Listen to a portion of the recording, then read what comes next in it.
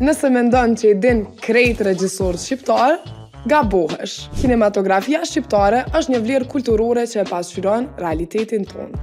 E patjetër që duhet mi ditë disa nga regjisorët shqiptar, që e kanë zhvillu kulturën e kinemas deri në ekrane ndërkombëtare. Bujar Alimani. Alimani është i njohur për filmin Amnistia, që ishte kandidati zyrtar i Shqipërisë për Oscar. Po ashtu, ka edhe shumë filma tjerë si Vajza Shqiptare, që është fitues i çmimit special të jurisë në festivalin e Varshavës. Kujtim Çashko. Po ashtu një regjisor i njohur për filma si Kolonel Bunker, fitues i çmimit UNESCO në festivalin e Venecias në 98-ën, po ashtu Syri Magjik, fitues i 9 çmimeve ndërkombëtare.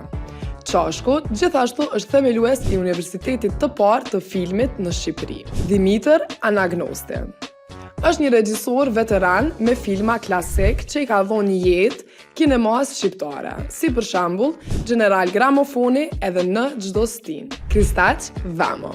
Vamo është një nga pionerët e filmit shqiptar që nga vitet e 50-ta, me filma si Tana, Fortuna edhe Fëmijët e saj. Blerta Basholli është një zë i ri edhe i fuqishëm.